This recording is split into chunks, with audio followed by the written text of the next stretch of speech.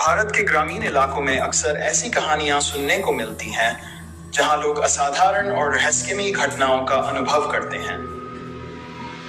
ये कहानी भी एक ऐसे ही छोटे से गांव की है जिसका नाम था कालापुर।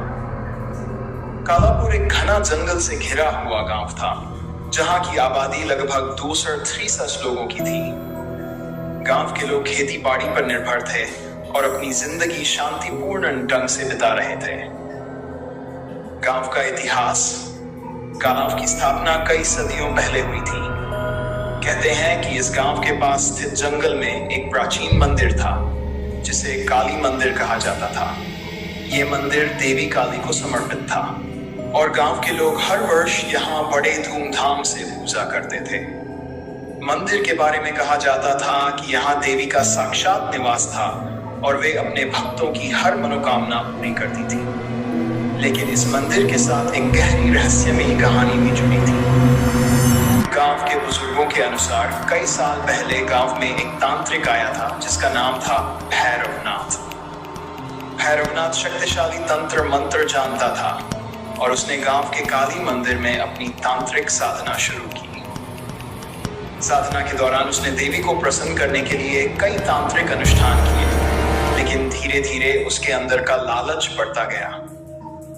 उसने देवी से अमृत और असीम शक्तियां मांगनी शुरू कर दी, लेकिन उसकी ये इच्छा पूरी नहीं हुई क्योंकि देवी उसके गलत इरादों को भांप गई। क्रोधित होकर देवी ने उसे श्राप दे दिया और उसकी आत्मा को उसी मंदिर में कैद कर दिया।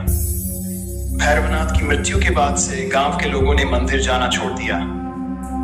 कहते हैं कि मंदिर में रात के समय अजीब आवाजें सुनाई देती थी और कई लोगों ने वहां किसी अदृश्य शक्ति का अनुभव भी किया था। मंदिर के चारों ओर डर और भय का माहौल बनने लगा और धीरे धीरे गांव वालों ने वहां जाना पूरी तरह से बंद कर दिया। कहानी की शुरुआत। ये कहानी लगभग 80 साल पुरानी है जब गांव में एक परिवार आया जो शहर से यहाँ बसने के लिए आया था। इस परिवार में पति पत्नी और उनकी 2 बेटियां थीं। पति का नाम था मोहन और पत्नी का नाम सविता। मोहन एक शिक्षित व्यक्ति था जो शहर की भागदौड़ से दूर गांव में शांति की तलाश में आया था। उसने गांव के बाहर एक पुराना लेकिन बड़ा मकान खरीदा जो काली मंदिर से ज्यादा दूर नहीं था। गांव वालों ने मोहन को उस मकान में रहने के लिए चेतावनी दी थी क्योंकि उस मकान के बारे में कहा जाता था कि वह शापित है, लेकिन मोहन ने इन बातों को अंधविश्वास समझकर नजरअंदाज कर दिया। वह तर्कशील व्यक्ति था और भूत प्रेत की कहानियों पर विश्वास नहीं करता था। शुरुआत में सब कुछ सामान्य था। मोहन अपने परिवार के साथ खुशी खुशी गांव की जीवन शैली में ढलने लगा। उसकी दोनों बेटियां भी गांव के दूसरे बच्चों के साथ खेलने लगी। लेकिन एक दिन कुछ अजीब होने लगा। मोहन की छोटी बेटी रीना ने अपने माता पिता से शिकायत की कि उसे रात में अजीब सी आवाजें सुनाई देती हैं। सविता ने इसे बच्चों की कल्पना समझकर नजरअंदाज कर दिया। डरावनी घटनाओं की शुरुआत, लेकिन धीरे धीरे अजीब घटनाएं बढ़ने लगी। कभी कभी मोहन को भी घर के अंदर अजीब सी परछाइयां दिखने लगी। सविता को कई बार रात के समय ऐसा महसूस हो जैसे कोई उन्हें देख रहा हो। रीना की तबीयत धीरे धीरे खराब होने लगी। वह अक्सर बीमार रहने लगी और उसके व्यवहार में बदलाव आने लगा। वह हर समय चुप रहती और उसके चेहरे पर डर साफ न था। एक रात जब मोहन और सविता सो रहे थे तो अचानक घर की सारी बत्तियां अपने आप जलने बुझने लगी। मोहन घबरा कर उठा और देखा कि रीना बिस्तर पर नहीं थी। वह डर गया और तुरंत सविता को जगाया। दोनों ने पूरे घर में रीना को ढूंढा, लेकिन वह कहीं नहीं मिली। जब वे बाहर निकले तो उन्होंने देखा कि रीना काली मंदिर की तरफ जा रही थी। मंदिर में भयानक दृश्य। मोहन और सविता दौड़ते हुए मंदिर पहुंचे। वहां का दृश्य देखकर उनके होश उड़ गए। रीना मंदिर के दरवाजे के सामने खड़ी थी। उसकी आंखें लाल हो रही थीं और वह लगातार किसी अनजान भाषा में कुछ बड़बड़ा रही थी। मोहन ने दौड़कर रीना को पकड़ा और उसे घर वापस लाया। उस रात के बाद से रीना का स्वास्थ्य और ज्यादा खराब हो गया। उसने खाना पीना छोड़ दिया और वह किसी से बात भी नहीं करती थी। गांव वालों ने मोहन को बताया कि उसकी बेटी पर भैरवनाथ की आत्मा का साया है।